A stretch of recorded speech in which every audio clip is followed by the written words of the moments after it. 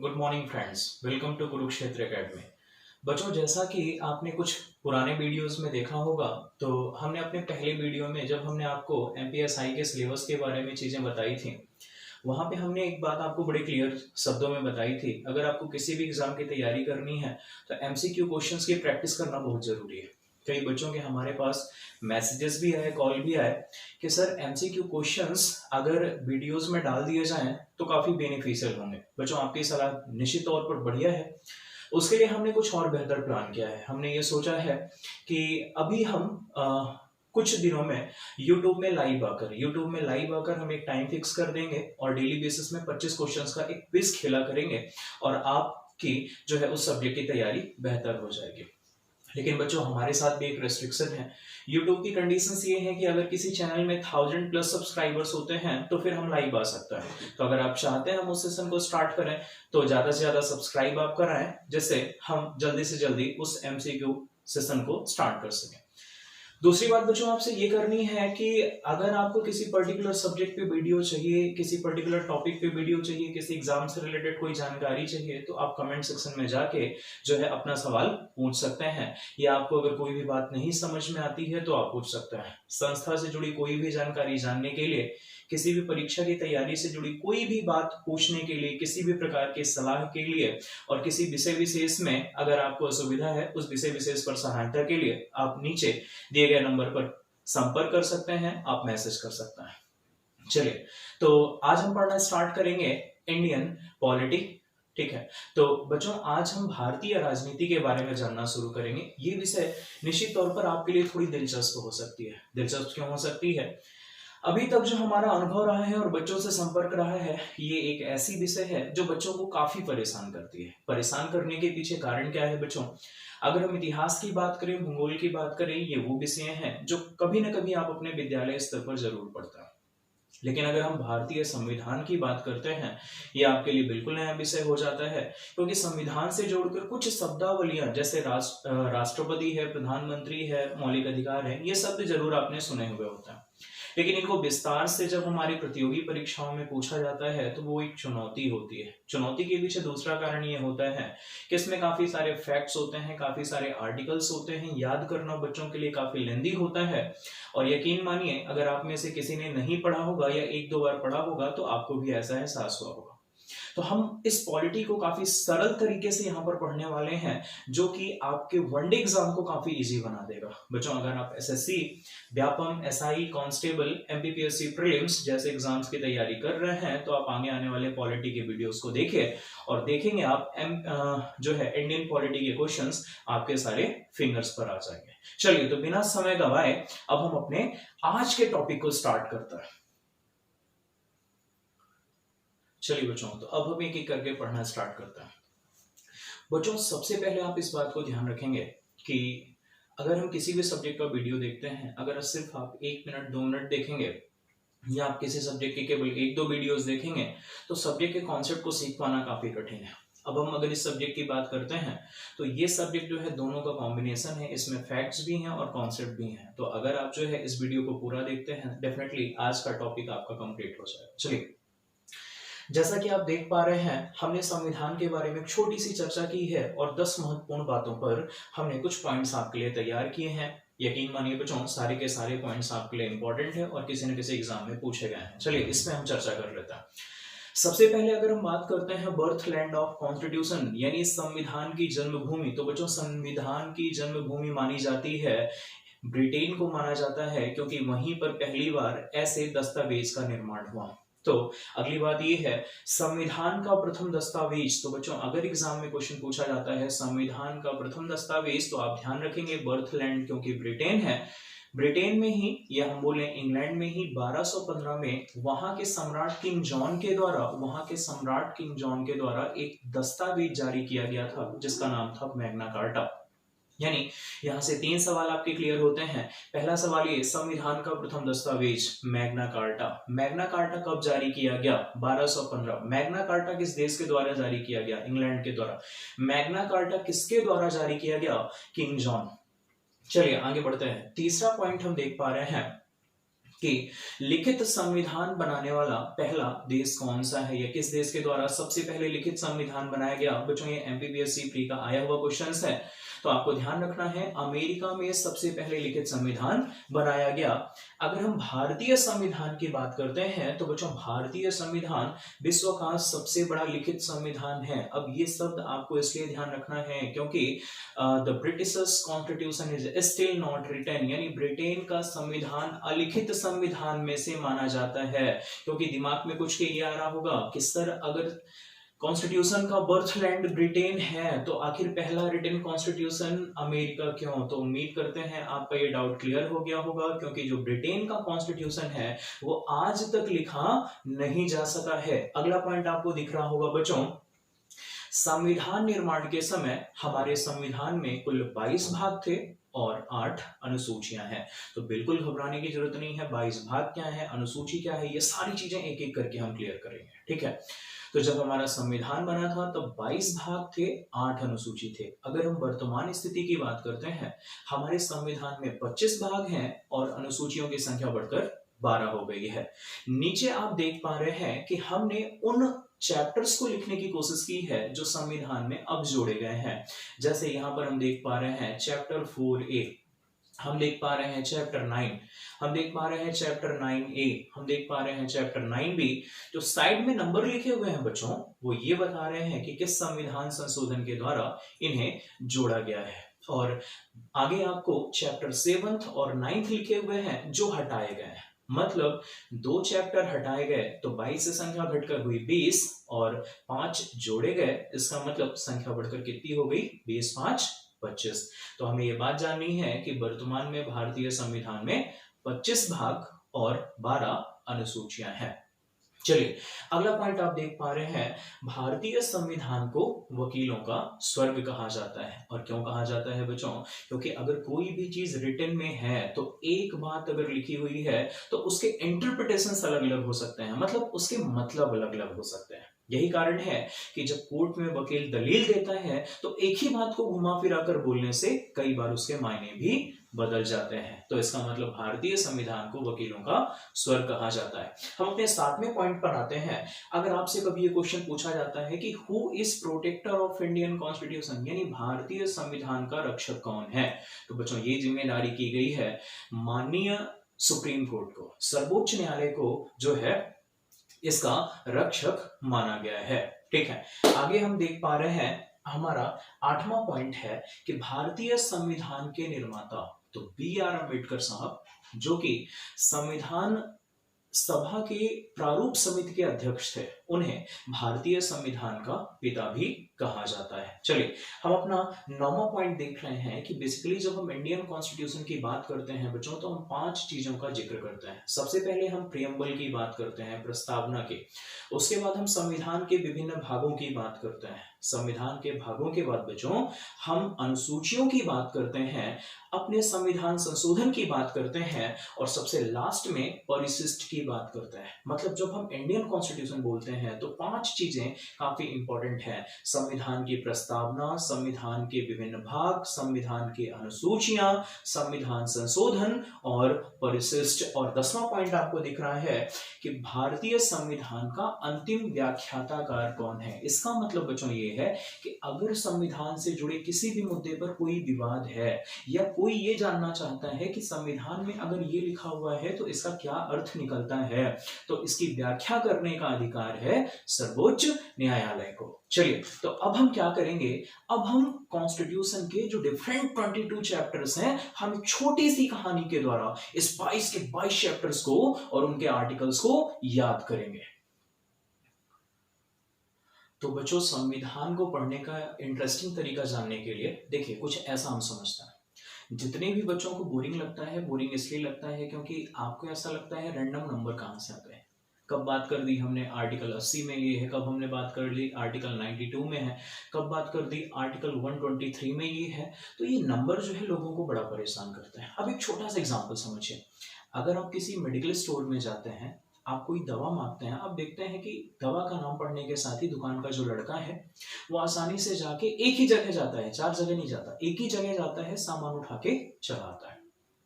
हमारे कॉन्स्टिट्यूशन को इसी प्रकार से काफी ऑर्गेनाइज्ड बनाया गया है। मतलब अगर हम सेम सेम इश्यूज की बात करते हैं, एक समान मुद्दों को एक चैप्टर में शामिल किया गया है। मतलब हमारे कॉन्स्टिट्यूशन में बच्चों जो 395 आर्टिकल्स हैं, उन 395 आर्टिकल्स को बड़े ऑर्गेनाइज मैनर में डिफरेंट चैप्टर्स में ब्रेक किया गया है। मतलब अगर हमें अपने संविधान को सरल बनाना है तो बच्चों हमें वर्ड टू वर्ड याद करना होगा कि हमारे कॉन्स्टिट्यूशन के जो 25 चैप्टर्स हैं वो कहां से कहां तक है। दूसरी चीज याद करनी होगी बच्चों, कौन सा किस आर्टिकल में है। गेम काफी इजी है, देखिए जरा स्टार्ट करते हैं। इस पूरे पार्ट को पढ़ने के लिए हम इसको दो पार्ट्स में ब्रेक करते हैं। पहले हम देखेंगे कहानी आर्टिकल 1 से आर्टिकल नहीं, ठीक है। पहले हम देखेंगे चैप्टर 1 से लेके चैप्टर 10 तक। कई सारी वर्डिंग्स हैं जो आप हमेशा सुनते रहेंगे। जैसे आप चैप्टर का नाम सुनेंगे तो चैप्टर हमें कितने पढ़ने हैं, 25। बट अगर हम बेसिक चैप्टर्स की बात करते हैं तो बेसिक चैप्टर्स कितने हैं, 22 हैं, ठीक है। दूसरी चीज जो आप सुनते रहेंगे, अमेंडमेंट का मतलब एक जनरलाइज मैनर में समझिए सुधार से है। तीसरा शब्द जो आप सुनते रहेंगे, आर्टिकल क्या है बच्चों, संविधान में जो बातें बोली गई हैं उनको एक स्पेसिफाइड नंबर दिया गया है और उसी को हम कह देते हैं आर्टिकल, यानी अनुच्छेद यानी प्रावधान, ठीक है। अब सबसे पहले तो संविधान की एक छोटी सी परिभाषा जान लेते हैं, व्यवहारिक, क्योंकि अभी जो हम पढ़ाई करवाने वाले हैं वो एमसीक्यू एग्जाम्स के लिए, आपको कोई एग्जाम लिख के नहीं आना है। तो एक जनरलाइज डेफिनेशन आप ये समझिए, संविधान एक ऐसा दस्तावेज होता है जिसके अनुसार किसी भौगोलिक क्षेत्र या किसी राजनीतिक इकाई की शासन और प्रशासनिक व्यवस्था का संचालन होता है, ठीक है। अब देखते हैं हमारे कॉन्स्टिट्यूशन के जो 22 चैप्टर हैं, याद करते हैं। देखिए बच्चों, अब हम 1 से लेकर 10 के बीच में बात करें। पहले हम चैप्टर्स की कहानी बनाएंगे और फिर उसमें हम आर्टिकल्स फिट कर देंगे। आप यहाँ पर देख पा रहे हैं, वो आपके लिए समझ पाना काफी टफ है, बट देखिए अभी कितना इजी हो जाएगा। आप लोग पॉइंट्स को नोट जरूर कर लेंगे बाद में, अभी नहीं, अभी आप वीडियो सुन लीजिए, ठीक है। देखिए, अगर हमारा कहीं जन्म हुआ है, मतलब हमारी एक पहचान है, हमारा एक घर है, तो पहली बात अगर हम करें, खुद के लिए करें, तो हमारा एक घर है या हमारा एक जन्म क्षेत्र है, ठीक है। अगर हम दूसरी बात करते हैं बच्चों, हमारा घर है, किसी घर में अगर हम पैदा हुए हैं, उस घर से हमें एक नाम मिला है, मतलब हमारे नाम में एक सरनेम जुड़ा हुआ है उस घर की वजह से। अगर घर दूसरा होता तो सरनेम भी बदल सकता है। मतलब पहला हम ध्यान रखेंगे घर, दूसरा हम ध्यान रखेंगे नाम। अगर हम किसी घर में पैदा होते हैं तो उस घर की जितनी भी चीजें होती हैं, जितनी भी वस्तुएं होती हैं, वो हमारे अधिकार क्षेत्र में आ जाती हैं। मतलब तीसरा हमने जान लिया अधिकार। अब अगर हम किसी घर से संबंध रखते हैं तो उस घर के संस्कार और उस घर के जो उपदेश हैं, निर्देश हैं, वो हमें भी मिलते हैं। मतलब चौथा हमने देख लिया उपदेश या निर्देश। इसके बाद जब हमें अधिकार भी मिले हैं और हमें उस घर के वैल्यूज भी सिखाए गए हैं, तो हमारी कुछ ड्यूटी बनती है, हमारा कुछ कर्तव्य होता है। तो बच्चों, अभी तक आपको पता नहीं चला और हमने कॉन्स्टिट्यूशन के 4 चैप्टर्स याद कर लिए। सबसे पहले हमने बात की संघ राज्य क्षेत्र की, हमने बात कर ली। दूसरा हमने बात कर ली नागरिकता, तीसरी हमने बात कर ली मौलिक अधिकार, चौथा हमने बात कर ली राज्य के नीति निर्देशक तत्व, और 4A की बात कर ली मूल कर्तव्य, ठीक है। कहानी को आगे बढ़ाते हैं। किसी बच्चे का घर के बाद पड़ा नाम, उस घर में मिले अधिकार, उस घर के मिले निर्देश या उपदेश, और उस बच्चे ने निभाए अपने कर्तव्य। अब अगर घर है तो घर पे अधिकार मालिकाना है किसका, पापा का। तो 5 मतलब पापा, तो पापा के बाद बच्चों का भी कुछ अधिकार है, 6 में बच्चे। अब घर में आना जाना और किसका है, तो 7 में हमने देखा कुछ पापा के रिश्तेदार, जैसे चाचा हैं, बड़े पापा हैं, तो 7 में हमने देखा पापा के रिश्तेदार। तो भैया घर में और कौन आएगा, मम्मी के रिश्तेदार, मामा हैं, नाना हैं, ये सारे। तो हमने देखा कि 8 में हो गया मम्मी के रिश्तेदार। 9 का जो पहला भाग है, अभी पापा के दूर दराज के रिश्तेदार हो सकते हैं, फिर मम्मी के दूर दराज के रिश्तेदार हो सकते हैं, घर में आपके दोस्त भाइयों का भी आना जाना हो सकता है, और इसके अलावा बाकी कोई अगर आता है तो वो। अब देखिए जरा, हमने 10 चैप्टर्स को कंप्लीट कर लिया है। एक बार जल्दी से देखेंगे। जब हमने घर की बात की, यानी हमने राज्य एवं संघ राज्य क्षेत्र की बात कर ली। जब हमने चैप्टर 2 नाम की बात कर ली तो हमने नागरिकता बोल दिया। जब हमने चैप्टर 3 की बात की अधिकार से हमने मौलिक अधिकार देख लिया। चैप्टर 4 में हमने देखा 4 का मतलब है कर्तव्य, मतलब राज्य के नीति नहीं सॉरी हमने देखा निर्देश या उपदेश, राज्य के नीति निर्देशक तत्व। 4A की जब हमने बात की हमने देखा फंडामेंटल ड्यूटीज यानी कर्तव्य। 5 में हमने बात की पापा यानी केंद्र सरकार संघ। जब हमने 6 में बात की तो राज्य। जब हमने 7 में बात की तो यहां पर एक खास बात आपको ध्यान रखनी है बच्चों, जो हमारे संविधान का भाग 7 है उसमें प्रथम अनुसूची के प्रथम अनुसूची के भाग ख में शामिल क्षेत्र को जोड़ा गया था। लेकिन जब हमारे संविधान में 7वां संशोधन किया गया 1956 में तो इसको हटा दिया गया। तो मतलब आप ये बात ध्यान रखेंगे, संविधान के भाग 7 को 7वें संविधान संशोधन द्वारा 1956 में हटा दिया गया। 8वें में हम बात करेंगे, देखो केंद्र सरकार है, राज्य है, इसके अलावा कई सारे केंद्र शासित प्रदेश भी हैं, जैसे दिल्ली है, चंडीगढ़ है, पौंडुचेरी है। तो 8 में क्या हो गया, संघ राज्य क्षेत्र हो गया। 9 में पापा की दूर दराज, पा से पापा, पा से पंचायतें। 9 का पहला पॉइंट, मम्मी के दूर दराज के रिश्तेदार, देख पा रहे हैं मम्मी के दूर दराज के रिश्तेदार यानी एम से मम्मी, एम से म्यूनिसिपैलिटीज यानी नगर पालिकाएं, और आपके सहयोगी मतलब जो आपसे कॉपरेट करते हैं, तो सहयोगी से क्या हो जाएगा बच्चों, कोऑपरेटिव कमिटीज यानी सहकारी समितियां। 9 खा। और 10वें में हमने देखा अनुसूचित जनजातीय क्षेत्र। तो इस तरीके से हमने संविधान के भाग 10 तक देखा। अब हम क्या करेंगे, इनके नंबर्स को अरेंज करेंगे, मतलब किस किस नंबर के बीच में कहाँ है। देखिए काफी इजी है, लेकिन आपको करना क्या होगा, आपको लिख लिख के प्रैक्टिस करनी होगी, और जैसे जैसे हम संविधान के विभिन्न अध्यायों को पढ़ेंगे तो ये नंबर्स आपके दिमाग में फिट हो जाएंगे।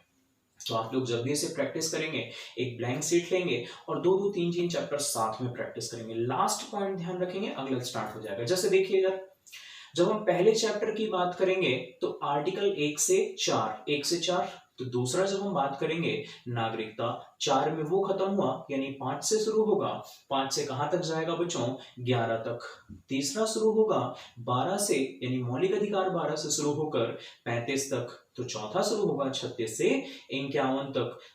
4A शुरू होगा 51A, मतलब आर्टिकल 51A में। अब देखिए एक इंपॉर्टेंट क्वेश्चन ये है कि संविधान में कितने मूल कर्तव्य हैं, तो जवाब होगा 11। संविधान में कितने मूल कर्तव्य जोड़े गए थे, तो पहली बात तो ये कि फंडामेंटल ड्यूटी ओरिजिनल कॉन्स्टिट्यूशन में था ही नहीं बच्चों, इसे तो बाद में जोड़ा गया है 1976 में। लेकिन जब जोड़ा गया था तो 10 ड्यूटी थी, अभी 11 ड्यूटी है।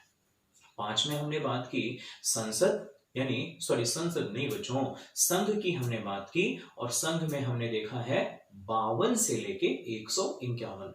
राज्य में हमने देखा है 152 से लेके 237। और हमने 7वें अनुसूची में देखा, इसमें आर्टिकल 7वें अनुसूची नहीं 7वें अध्याय में हमने देखा, इसमें आर्टिकल था 238 और 8वें में था 239 से 242। 9वें में आपको ध्यान रखना है। जब हम पंचायत की बात करेंगे, पहली बात तो ये ध्यान रखना है कि 9th पार्ट में केवल आर्टिकल 243 है। जब हम पंचायतों की बात करेंगे, आर्टिकल्स के अंदर आर्टिकल्स हैं, आर्टिकल तो 243 है, लेकिन पंचायत में 16 सब आर्टिकल्स हैं। इसको नंबरिंग कैसे दी गई है बच्चों, पहले तो 243 और फिर उसके बाद ABCD से स्टार्ट करके 16 है ना, तो एक तो पहला हो गया और उसके बाद 15 और 15 का मतलब अल्फाबेट में बात करें तो O, यानी आप देख पा रहे हैं कि 243 से 243 O तक है। जब हमने म्यूनिसिपैलिटीज की बात की तो हमने देखा 243 O के बाद कहां से शुरू होगा, O के बाद P आएगा, तो बच्चों वहां से स्टार्ट करके जो है 18 आर्टिकल्स इसमें शामिल किए गए हैं। जब हम कोऑपरेटिव कमिटीज की बात करते हैं, यहाँ पर 13 सब आर्टिकल्स शामिल किए गए हैं, और चैप्टर 10th अनुसूचित जनजातीय क्षेत्र में केवल आर्टिकल 244 और 244A को शामिल किया गया है। तो हमने अभी क्या किया, 10 चैप्टर को याद कर लिया है। आप इसको क्या करेंगे बच्चों, अपने कॉपी में नोट कर लेंगे, 1-2 बार कहानी को आप घुमाएंगे, आपको सारी चीजें याद हो जाएंगी। ठीक है। और जैसे जैसे हम टॉपिक आगे बढ़ाएंगे सारी चीजें आपकी कंप्लीट हो जाएंगी। अब हम बात करते हैं अपने कहानी के दूसरे पार्ट की। अब हमने स्टार्टिंग में देखा सेंट्रल गवर्नमेंट मतलब बाप और स्टेट गवर्नमेंट मतलब बेटा। तो अब हम चैप्टर 11 से लेके 22 तक कहानी को बढ़ाते हैं। अब देखिए बच्चों, अब दूसरे पार्ट में पहले तो हमने घर में आने जाने से देखा, एक बच्चे का जन्म हुआ, नहीं, एक बच्चे का घर है, घर के बाद उसको नाम मिला, नाम के बाद अधिकार है, निर्देश है, कर्तव्य है, बाप है, बेटा है, पापा के रिश्तेदार, मम्मी के रिश्तेदार, पापा के दूर दराज के रिश्तेदार, मम्मी के दूर दराज के रिश्तेदार, आपके सहयोगी एवं अन्य, इतनी बातें जानी। अब देखिए 11 है बाप बेटे का रिश्ता। बाप बेटे का रिश्ता मतलब संघ एवं राज्यों के मध्य संबंध, मतलब केंद्र सरकार राज्यों को जो निर्देश देती है, कई सारी जो चीजें होती हैं, सेंटर और स्टेट के बीच में जो रिलेशन है वो चैप्टर 11 में है। 12 बढ़ते हैं। अब बाप बेटे के बीच में कैसे रिश्ता है कि भैया जो बाप की संपत्ति है बच्चे को मिलती है, मतलब संबंध किस बात का है, पैसे का है, संपत्ति का है। इसके अलावा बाप के नाम जो कर्जा है, जो बाकी की चीजें हैं, सारी चीजें बेटे की। मतलब 11 में हमने देखा बाप बेटे का रिश्ता, 12 में देखा रिश्ता किस बात का है, पैसे रुपए का, संपत्ति का। 13 में हम देखेंगे जब बेटे को बाप की संपत्ति मिलेगी तो पैसा लेके बेटा क्या करेगा, व्यापार करेगा, कुछ काम धंधा करेगा। तो 13 में हमने देखा व्यापार एवं वाणिज्य है। 14 में अब जब बच्चे ने व्यापार करना शुरू किया तो उसे कुछ कर्मचारी रखने होंगे, तो भैया केंद्र और राज्यों के अधीन सेवाएं, मतलब सेवाएं कहां पर है, 14 में। देखिए 4 बातें हमने देखी। बाप बेटे के बीच का रिश्ता, रिश्ता किस चीज का, पैसे रुपए का है, संपत्ति का। पैसा मिलने के बाद क्या करेंगे, व्यापार वाणिज्य करेंगे। व्यापार करने के लिए क्या करेंगे, कुछ कर्मचारी रखेंगे। ठीक है, कर्मचारियों की नियुक्ति करेंगे या निर्वाचित करेंगे उन्हें। मतलब 15 चैप्टर क्या हो गया, निर्वाचन। अब जब हम निर्वाचित करेंगे तो कुछ लोगों को स्पेशल प्रायोरिटीज देंगे। 16 में हो गया विशेष वर्गों के लिए विशेष उपबंध। अब समझिए कहानी यहाँ पर एक नए मोड़ पर निकलती है। आपने एक व्यापार शुरू किया, कुछ लोगों को हायर किया, आपके दोस्त को पता चला आप एक व्यापार करने वाले हैं, वो आपके पास आया रोता रोता कि भाई तुम्हें तो पता था कि मैं बेरोजगार था, तुमने मुझे याद नहीं किया। आपने अब कुछ तो कहानी बनानी है। आपने क्या बोला कि भाई तुम्हें पता है अंग्रेजी बोलने वाला लड़का चाहिए था और तुम्हारी अंग्रेजी तो, मतलब आपने क्या बोला, भाषा की दिक्कत थी, लेकिन बोलेगा भाई फिर भी सिखा देते तो कर लेते। तो मतलब फिर भी कुछ बात बनानी है। आप क्या बोलेंगे, भाई एक तो अंग्रेजी वाला लड़का चाहिए था और एक तो बड़ा अर्जेंट में काम कर लिया, इमरजेंसी थी। मतलब 17 हो गया भाषाएं, 18 हो गया इमरजेंसी। अब दोस्त आएगा तो बैठाएंगे, बातें करेंगे, और बताओ क्या कैसा। तो चुटर पुटर की बातें, मतलब मिसलेनियस, चैप्टर 9 हो गया मिसलेनियस। ठीक है, अब जो है, अब बेरोजगार को क्या दिखेगा, उसकी नौकरी। घुमा फिरा के बात फिर वहीं पर आ गई। आपने बोला अच्छा चलो कोई नहीं, हम कुछ न कुछ संशोधन करते हैं, कुछ न कुछ अमेंडमेंट करते हैं। तो 20 हो गया अमेंडमेंट। अब अमेंडमेंट कैसा होगा, टेम्परेरी होगा।